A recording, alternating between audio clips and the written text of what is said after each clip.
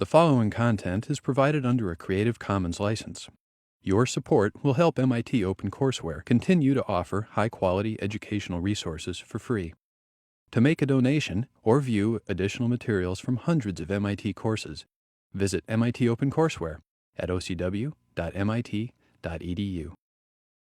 All right, today is our last lecture on the predecessor problem, and we did two lectures on upper bounds. Started with Van-de Boas, X-fast, Y-fast trees, and then fusion trees was last class.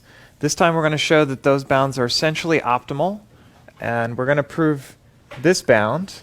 So we currently have min of log w and log base w of n as an upper bound. That was Van-de Boas and fusion trees. We're going to prove an almost matching lower bound. There's a log w factor here. And this bound holds for any, even a static predecessor data structure with no updates, as long as the data structure has polynomial space, which if you have any hope of making something dynamic, you definitely want polynomial space. Now it's known that this log factor is not real if you have essentially linear space or n log n space or something like that. But that's much harder to prove. So this is where we will end our coverage of predecessor, but I'm going to start out with an overview of what's known. And proving this lower bound is actually pretty cool, because at this point, especially seeing fusion trees, you might think bit tricks are kind of all about magic and doing crazy things and using these operations in bizarre ways they weren't intended. Bit tricks are necessary as an upper bound tool, given our weird historical precedent, which is computers are built to do arithmetic, and why not do bit operations too? And so it's sort of an artifact of computers as we know them today. That's why we have the word RAM, because it's based on C, because it's based on computers that exist now. So it is, and that's legitimate in that that's the computers we have, so we might as well try to use them. The lower bounds, on the other hand, are in some ways more beautiful, because they're just about how much information has to go between Alice and Bob, actually. It will be this is the communication complexity perspective of data structures. And it's nice. We will get sort of, in some ways, cleaner, simpler arguments, because in lower bound land, you don't have to worry about, oh, can I use this operation to do it? It's just, is there any operation at all to do it? And then it's just about information. It's just about information theory.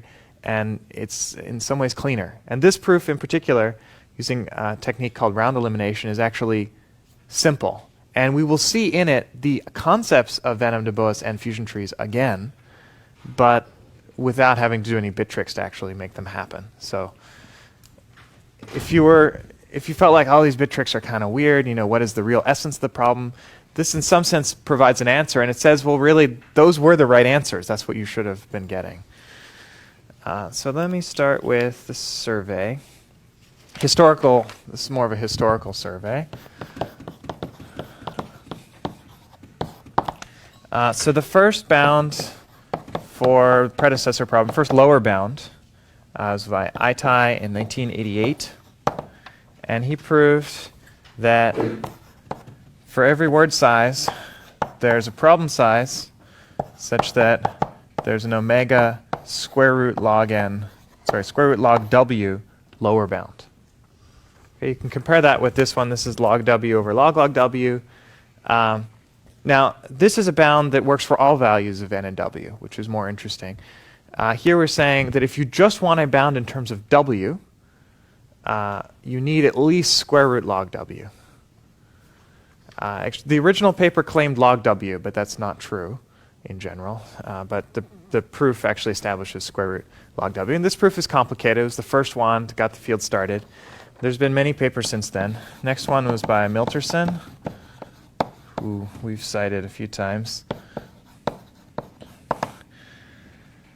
And so this is a few years later. Milterson essentially took the same proof, presented it in a more coherent way, and sort of really got to the essence of what the proof was showing, and could prove the same bound, but also a complementary bound, because there is a symmetry between word size and problem size, which we will see when we get to the communication complexity perspective, which will be right after this survey. It's not completely symmetric, But Milterson proved this lower bound that for every problem size, there is a machine, there is a word size, where you need omega cube root of log n. Now we know how to get order square root of log n by taking the min. So this is matching up to the exponent. And we know how to do log w if I have n in de Bois, so this is matching up to the exponent. So it's progress, but it doesn't give a complete picture of w versus n. And this is the paper that introduced this communication complexity idea, that this would be a useful concept for predecessor lower bounds.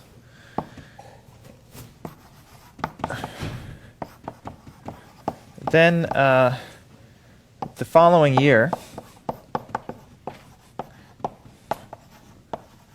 there's a bit of a breakthrough.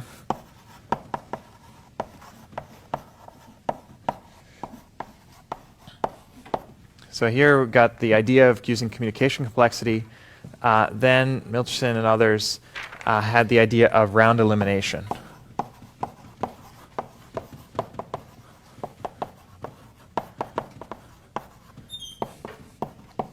And so just treat that as a black box for now. We'll explain what it is in a moment.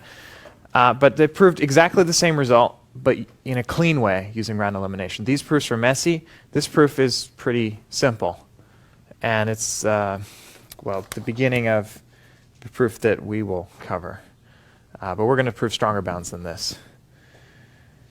All right, let me go to another board. Next we have Beam and Fick.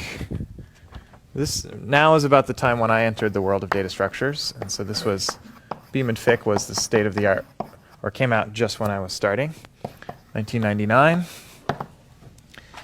And this proved for all w exists in n,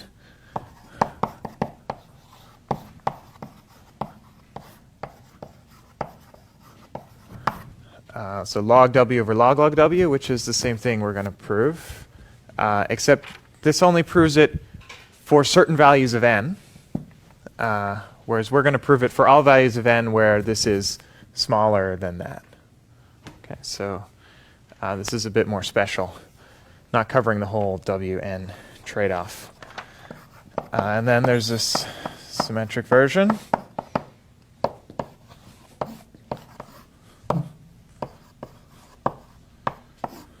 It's going to be a lot of log n's today, so get ready. Or logs in general. So for every n, there exists a w, such that there's an omega root log n over log n. So this is almost matching the min of fusion trees and Van and de Bois, which is order square root log n. They also did a little bit on the upper bound side.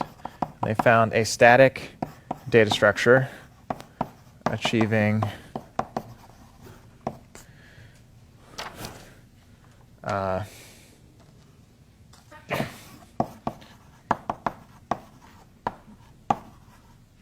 just going to cheat and use some arrows. So they achieved the min of these two. So in a certain sense, this is tight. This is not exactly what you'd want, because the data structure is achieving the min. What you'd like is a lower bound of the min. And it's not quite that. It's saying there's a particular pair of w and n values where this is optimal. There's another pair of n and w values where this is optimal with respect to either one of these parameters. But there are other pairs of values of w and n where may or may not be optimal. So it's kind of matching, but not quite. The way to say it is that these are the best. This is the best pure w bound you could hope for, and this is the best pure n bound that you could hope for. And it's the best mix of two pure bounds. Okay, then we go back in time a little bit, which is there's a funny chain here, which is this paper, 1995, cites this paper, 1999. This paper cites this paper of 1992. Okay, that's normal. This one's a little bit out of order, bit of time travel. So I think this one was in draft for a long time and took a while to finish it. But this Zhao paper is before 1995. It's not cited by this paper. What's interesting about it is it proves both of these lower bounds. don't think it proves the upper bounds. But these were independently discovered by Beam and Fick in the future of this paper. This is actually a PhD thesis, so I think it was lost or not known about for a long time, but it ends up establishing the same bounds. And then, so the real contribution here was that those were the best bounds that are purely W and N, but still not a full story. Okay, next up is Sen in 2003, which gave a round elimination proof of the same result.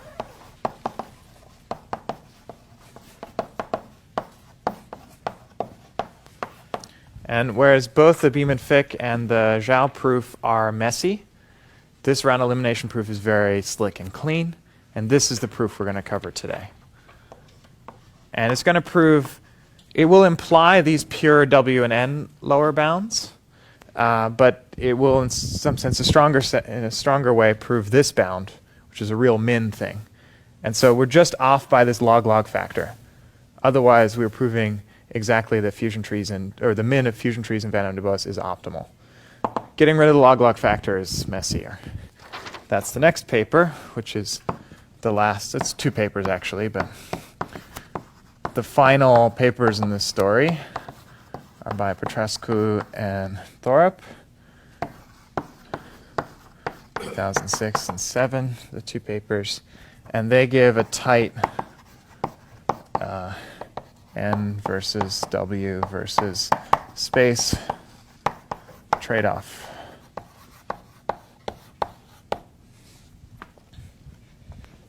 I think I can fit it on this board. Let's try. So it's the min of 4 terms. The first term is nice, log base W of n. That's our good friend fusion trees. Next one is roughly log W. So it's roughly Van Om de Boas, but it turns out you can do a little better. Now I need to define A. I'm going to assume here the space is n times 2 to the A. Okay, that's the notation they use. It's a little bit weird, but it makes this bound a little bit easier to state. So, of course, you need linear space to store the data. This is measuring words. So the question is, how much more than linear space do you have? If you want polylog update, then this better be polylog n. And so, because this is about static data structures. So if you want polylog n, then A has to be order log log n. So you can think of A being order log log n, or you can think of A being constant if you want linear space. Then this stuff, then this is basically log W. Okay. So that's roughly Van Om de Boas. Next we get 2 crazier terms.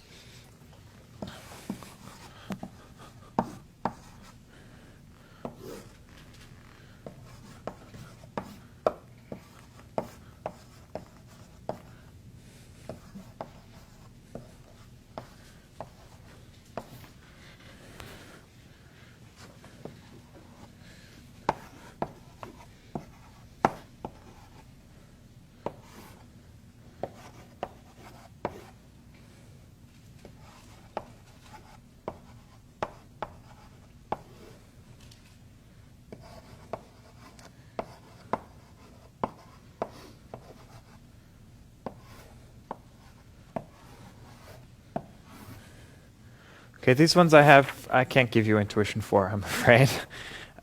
You see there's the log W. There are, again, versions of Van Om de Boas-like things, but they're improving by some factors that make you better when A is large. And in particular, they should match this thing at some points. So when A is order log n, that's when you have polynomial space, which would be very difficult to update. You need polynomial time updates, but that's what the static data structure uses polynomial space. And so with polynomial space, if you plug in A equals log n, you end up improving by a log n factor. And so that's where or I guess should be a square root in there somewhere. No, this is log W over log log W. This is the part that diverges a little bit from Van der Waals. And this really is achievable if you have polynomial space instead of like n or n polylog. Okay, so for static, yes, you can get these log log n improvements. We won't cover them here. I mean, they're small improvements. And we're mostly interested in dynamic data structures. And for dynamic data structures, these things don't turn out to help. So let me state the consequence, which is what I stated a couple classes ago.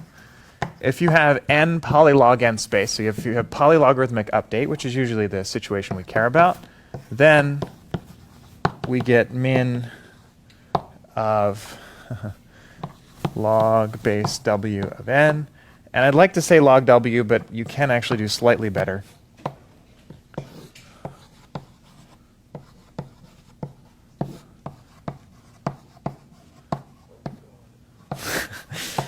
Yeah, oh God, indeed. I think I stated this 2 lectures ago. So log w is what we know how to do. This is a very small improvement. Let me state another consequence of this, which is Van der Waals is optimal for w polylog n. Okay, that's when it gets log log n performance. And so you can check, in that case, this term doesn't buy you anything, right? That's log w would be order log log n if you're polylog. So this disappears, and you just get log w. So that's one thing. Fusion trees are optimal for log w order square root log n times log log n. Okay, so this is saying w is at least 2 to the root log n, or actually log n to the root log n. You want to include that term. So that's a fairly large w. So for large w, fusion trees are optimal. For small w, Van der Waals is optimal. In between, this thing is optimal. That's the reality of it. It's a little messy. But this is tight, so this is the right answer. I think most of the time, situations you care about, W is probably going to be small, so you should use Van der Waals. If W is really large, you should use fusion trees. In between, you could consider this trade-off, but it's not much better than Van der Waals, so take that for what it is. So that's what's known. Now, as I said, we're going to cover this send proof, which will be tight up to this log-log factor. And this holds no matter, as long as your space is polynomial. So it doesn't assume very much about space. And it's going to be a lower bound for a slightly easier problem. If you can prove a lower bound on an easier problem, that implies a lower bound on the harder problem. Easier problem is called the colored predecessor problem. In colored predecessor, each element is red or blue. I should say blue, whatever. Anyway, no Team Fortress fans, I guess. So each, fine, and now a query just reports the color of the predecessor. You don't need to report the key value, just whether it is red or blue. So again, you've got your universe, some of the items are present, and your query is an arbitrary universe element, and you want a predecessor go this way, and this guy is either red or blue, and you just want to report which one is it. So this is, of course, easier, because you could just have a lookup table, a hash table, for example, that once you determine the key, you could figure out whether it's red or blue. It's a static data structure, so don't even need to, you could use perfect hashing. Could be totally deterministic once you set it up. And so, okay, just reporting the color is, of course, easier than reporting the key. One interesting thing about this problem is it's very easy to get a correct answer with probability 50%. You flip a coin, heads is red, tails is blue. And we're going to, this lower bound we proved will actually apply to randomized data structures that work with some probability. But it has to be probability greater than a half of succeeding. Okay? And this will be useful because we're going to take our problem and we're going to modify it a little bit and sort of make it simpler and simpler. And it's easier to preserve this colored property than to preserve actual key values. Okay, so that's colored predecessor. Now we get to the communication complexity perspective. So this is pretty cool. And it brings us to the idea of round elimination.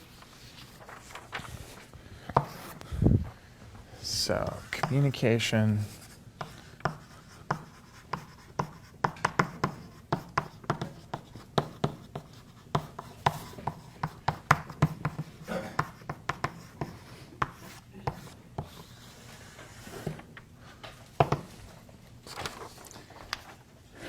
Okay, why don't I tell you the generic communication complexity picture of Alice and Bob, and then I'll tell you how it relates to data structures. They're both simple, but I've got to do something first. So let's say Alice is one person who knows some value x. Over here we have Bob, who knows some value y. The goal is to, maybe I'll move this a little bit to the left. Their collective goal, they're trying to cooperate. Their goal is to compute some function of x and y. Okay. The trouble is only Alice knows x and only Bob knows y. So how do they do it? They have to talk to each other. Ideally, Alice sends Bob x or Bob sends Alice y. One of them could compute it, send back the answer. That's one possibility, but maybe x and y are kind of big and you can't just send it in one message. So here's the restriction. Alice can send messages with less than or equal to little a bits, a for Alice. Bob can send messages with less than or equal to little b bits, b for Bob. So that's the constraint. And potentially x is much larger than a, and or y is much longer than b, and so you're going to have to spend many messages. And let's restrict to protocols of the form Alice talks to Bob, then Bob talks to Alice, and back and forth. So rounds of communication. Then you want to know how many rounds does it take to compute f of x, y.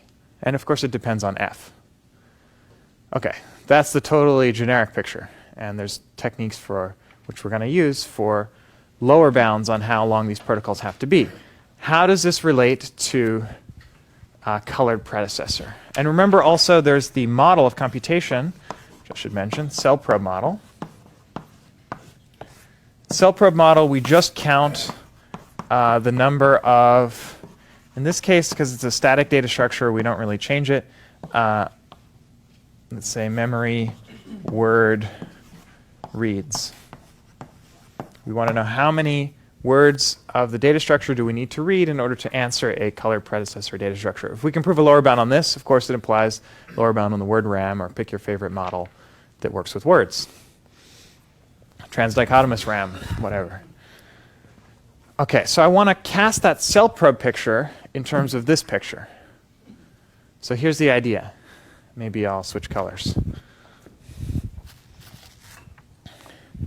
Alice is the, I guess, the, what do you want to call it? The algorithm? The query algorithm. Okay, Alice is the poor soul who has to compute the color of a predecessor. Okay, and so what's x? X is the query. Okay, we're used to that. That is the input to the predecessor. So it's a single word, which is I want to know the predecessor of some value. Bob, on the other hand, is the data structure. That's the static thing. Or Bob represents the data structure, Y actually is the data structure. Okay, I guess, sorry, if I want to be a little bit more prosaic or something, Bob you can think of as memory. We'll call it RAM to be a little more space saving. So Bob is the memory which you can access in random access, and what it knows is the data structure. I mean, that's what it's storing. That's all it's storing. That's why. Now, what are these rounds? They are memory reads. Okay, so what's A?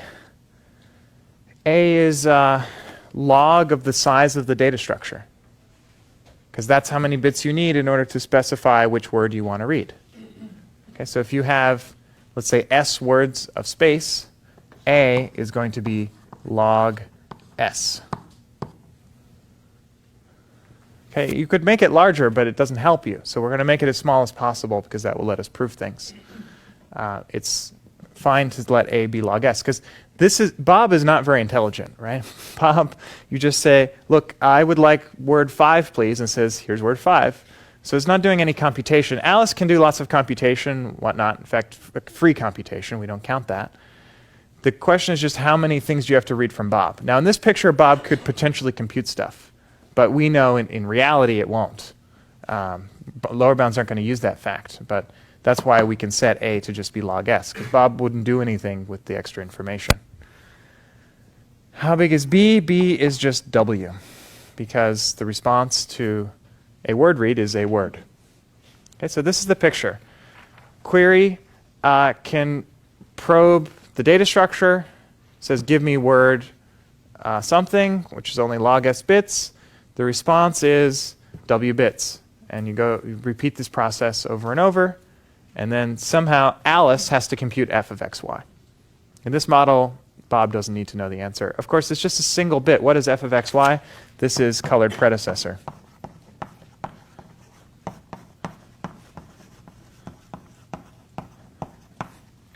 X is the query, y is the data structure, and f of xy is is it red or blue? Is the predecessor of x in this data structure, and the set represented by this data structure red or blue? So it's one bit of information. Alice could then tell the bit to Bob, but actually in this model we just want Alice to know the answer. Okay? So if you can prove a lower bound on how many rounds of communication you need, then you prove a lower bound on the number of memory reads. Each round corresponds to one word read from memory. Clear? So a very simple idea, but a powerful one, as we will see, because it lets us talk about an idea which makes sense when you're thinking about protocols, rounds of communication, but does not really make sense from a data structure perspective.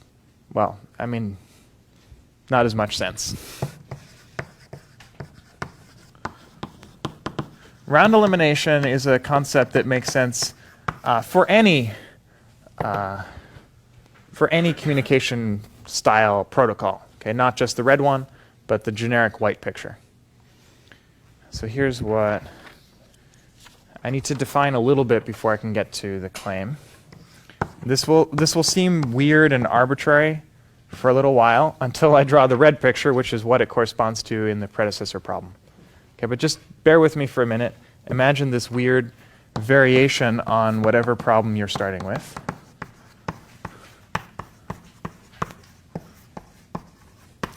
So we have some problem f, which happens to be colored predecessor. We're going to make a new version of that problem called f to the k. And here is the setup. It's going to be a little different from this.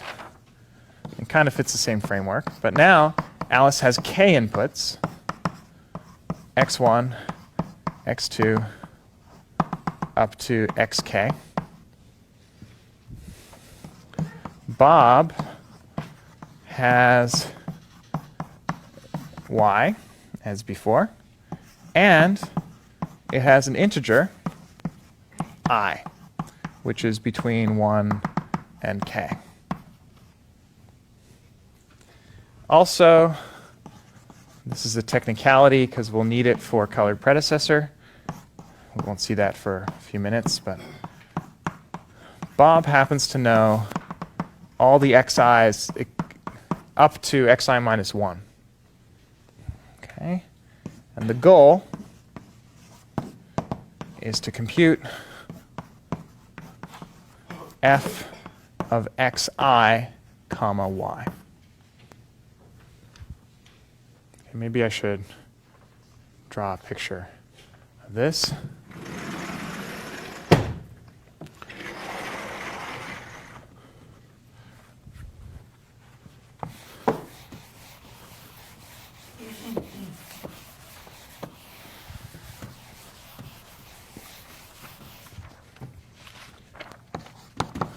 So we have Alice.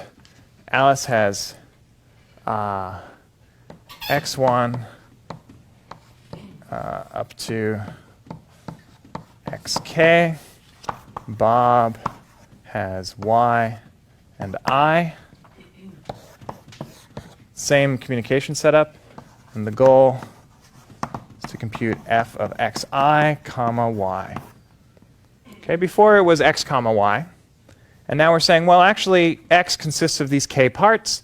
We really just care about the ith part. So this function does not depend on any other of the xj's, just xi. So naturally, Alice should just communicate to Bob about xi. Trouble is, Alice doesn't know what I is. Only Bob knows what I is.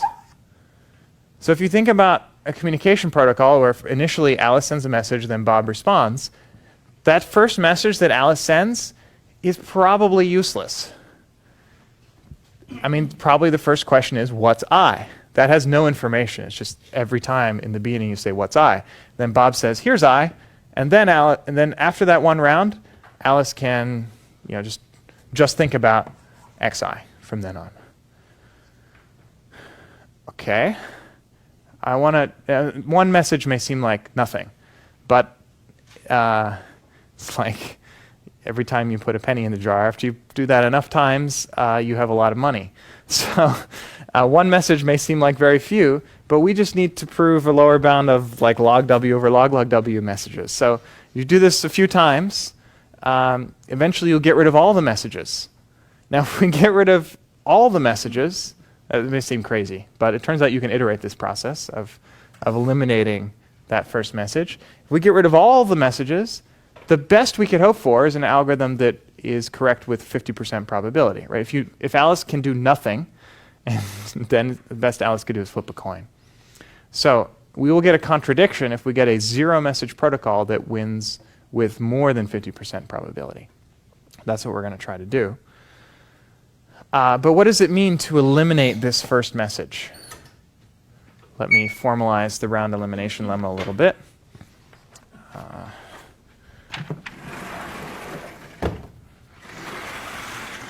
Over here.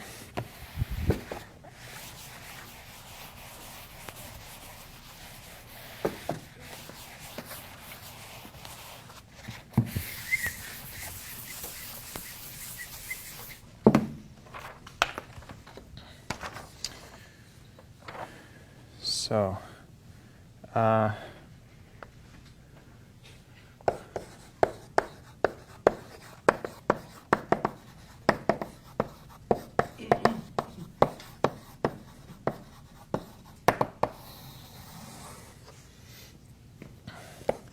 here's the round elimination lemma. This again works for any function f.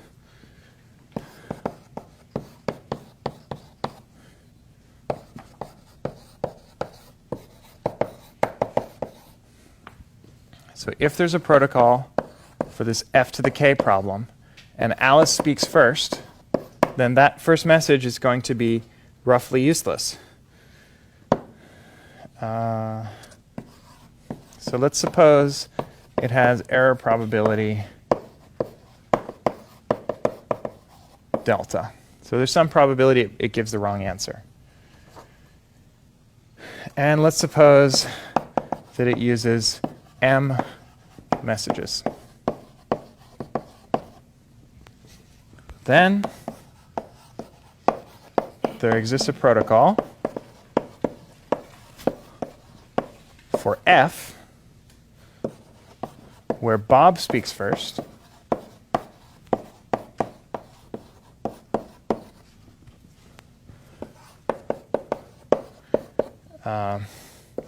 the error probability goes up slightly.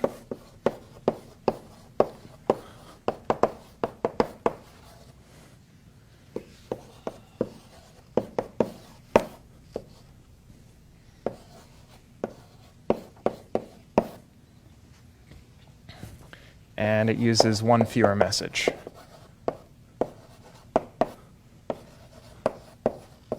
Okay, ultimately we care about rounds, which are pairs of messages, but we're going to count messages and then, of course, divide by 2, you get rounds. So the idea is you can eliminate that first message that Alice sent. The difference is before you were solving this f to the k problem, if you start with Bob, then of course you know what I is, and so then your problem just reduces to computing this f on xi comma y. So you don't get a protocol for f to the k anymore, but you get a protocol for f. So we're going to iterate this process and eventually eliminate all the messages. That's the plan. Let me give you some intuition for why this lemma is true. It's a little messy for us to prove. I'm not going to give a proof here. If there's time at the end, I'll give a little bit more of a proof, but it will still use some information theory that we will not prove. And some communication complexity, which we won't prove. Because it's a little bit involved to prove this. But once you have this lemma, this lower bound is actually quite easy and intuitive and nice. So that's where I want to get to today. But let's start with some intuition why this should be true. Why there's this extra error term. Yeah, question. Does it matter who reports the answer, or is it because there seems to be some symmetry there between? Right. Does it matter who has the answer, Alice or Bob? Let's just say you're done when anyone knows the answer, either Alice or Bob. Yeah, that would be cleaner. Otherwise, you'd have to send a message at the end to tell it to Alice or something. So let's make it symmetric by saying either Alice or Bob knows it, then the protocol can end. Good question. That way, we won't pay for an additive 1 every time, only pay for it at the end. Other questions? All right, so there's an issue here, right? Said, oh, Alice's message is probably useless, but maybe Alice gets lucky and sends xi. Then that message is useful. What's the chance that Alice sends xi? Well, 1 out of k. So something going on there. Alice doesn't just have to send an entire xj, though. Alice could send some mix of these guys. Maybe it sends the XOR of all the xj's, or it could be anything.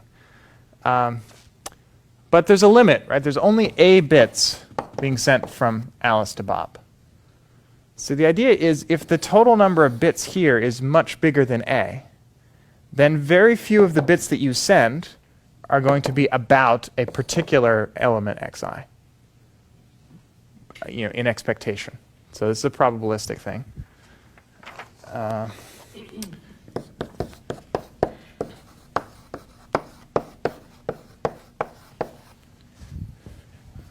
So just imagine this for the moment. Basically, because we're in lower bound world, we get to essentially set up the input however we want. And so in particular, we're going to prove a lower bound that in expectation, so we're going to have a probability distribution of data structure, or not data structures, but of sets of values that are in the set. And the claim is that in expectation, any data structure must do at least log w over log w minned with log base w of n queries on that in expectation. So we get to assume that the input is random. Well, we'll see why in a bit.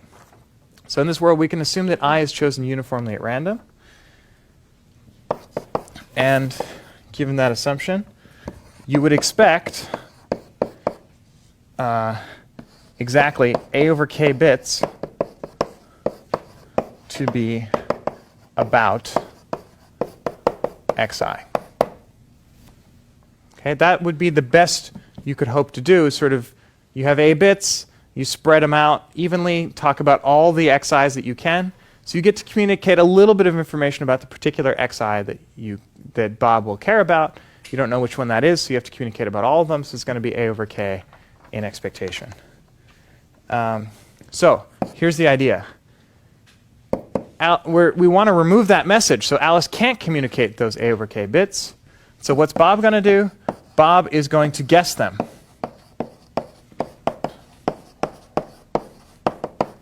By flipping coins. So guess them uniformly, randomly. A over k bits. What's the probability that Bob is right? Well, it's going to be like 1 over 2 to the a over k.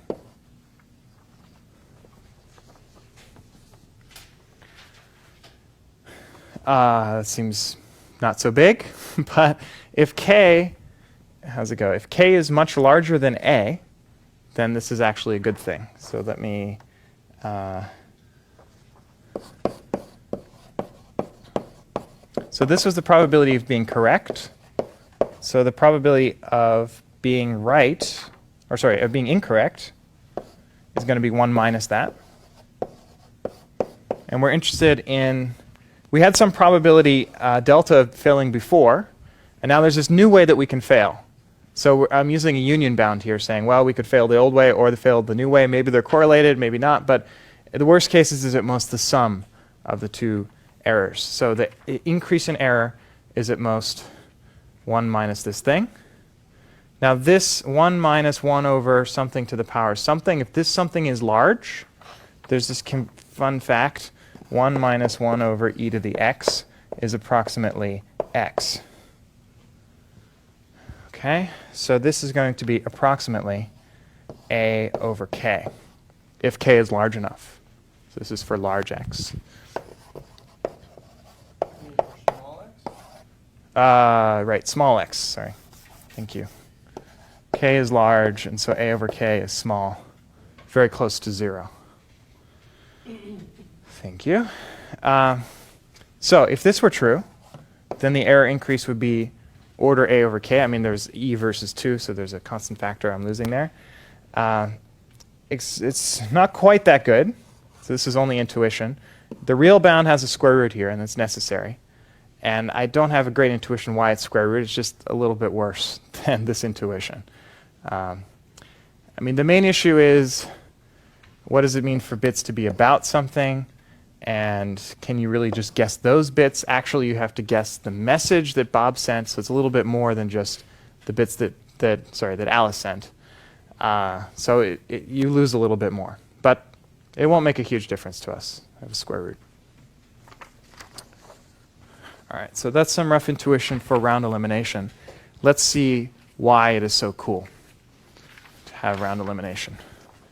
How it lets us prove a pretty strong lower bound on predecessor. On colored predecessor in the cell probe model.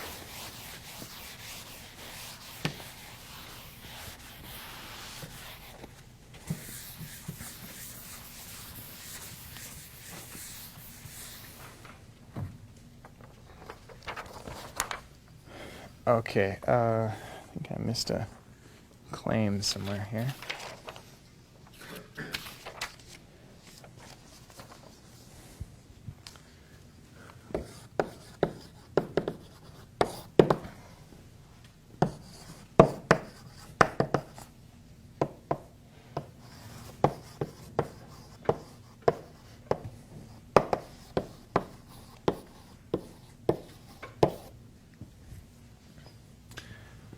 This is the lower bound we're going to prove, and it's nice and symmetric. Log base A of W, log base B of N. This is kind of perfectly symmetric in Alice and Bob.